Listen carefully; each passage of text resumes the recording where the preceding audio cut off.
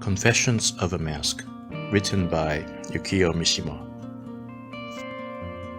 Chapter 1. For many years I claimed I could remember things seen at the time of my own birth. Whenever I said so, the grown-ups would laugh at first, but then, wondering if they were not being tricked, they would look distastefully at the pallid face of the unchildlike child. Sometimes I happened to say so in the presence of callers who were not close friends of the family. Then my grandmother, fearing I would be taken for an idiot, would interrupt in a sharp voice and tell me to go somewhere else and play. While they were still smiling from their laughter, the grown-ups would usually set about trying to confute me with some sort of scientific explanation. Trying to devise explanations that a child's mind could grasp, they would always start babbling with no little dramatic zeal, saying that a baby's eyes are not yet open at birth, or that even if his eyes are completely open, a newborn baby could not possibly see things clearly enough to remember them. "Isn't that right?" they would say, shaking the small shoulder of the still unconvinced child. But just then they would seem to be struck by the idea that they were on the point of being taken in by the child's tricks.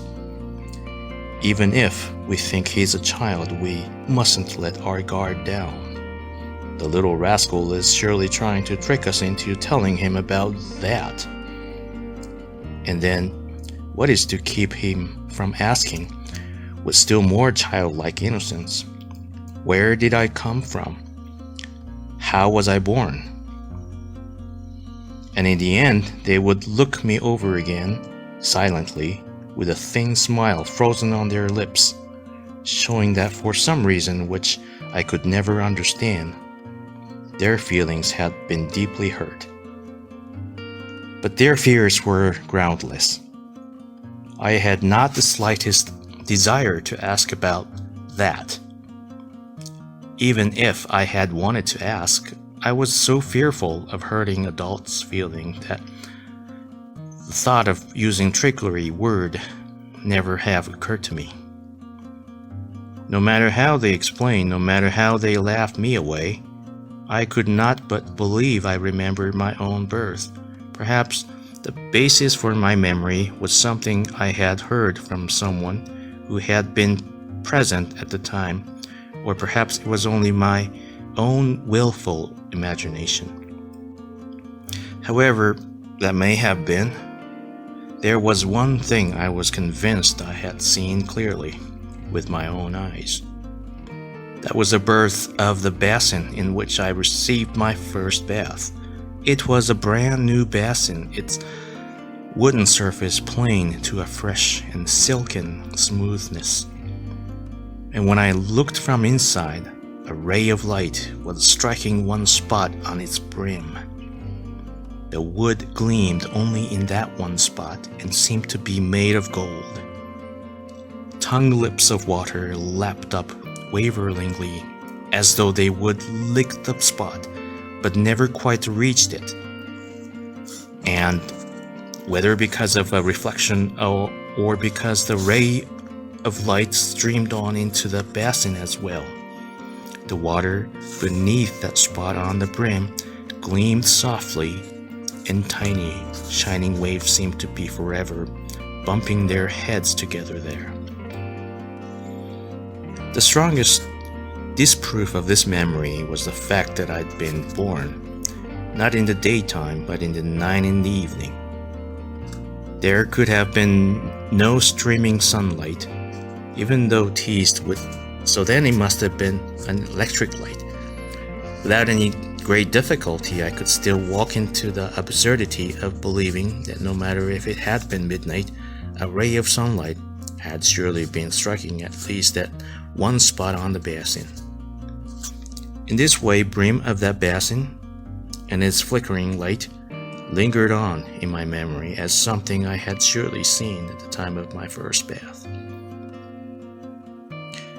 I was born 2 years after the great earthquake. 10 years earlier, as a result of a scandal that occurred while he was serving as a colonial governor, my grandfather had taken the blame for the subordinate's misdeeds and resigned his post.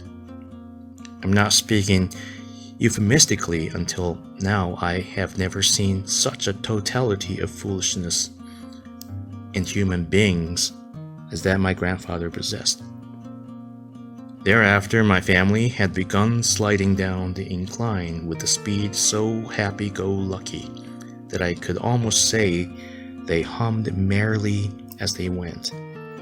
Huge debts, foreclosure, sale of the family estate, and then financial difficulties multiplied, a morbid vanity blazing higher and higher like some evil impulse.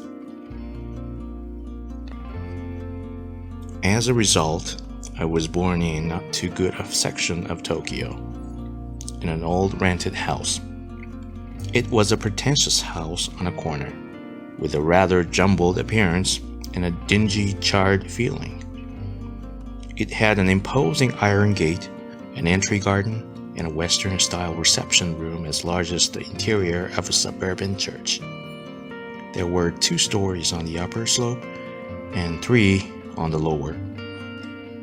Numerous gloomy rooms and 6 housemaids. In this house, which creaked like an old chest of drawers, 10 persons were getting up and lying down morning and evening. My grandfather and grandmother, father and mother, and the servants.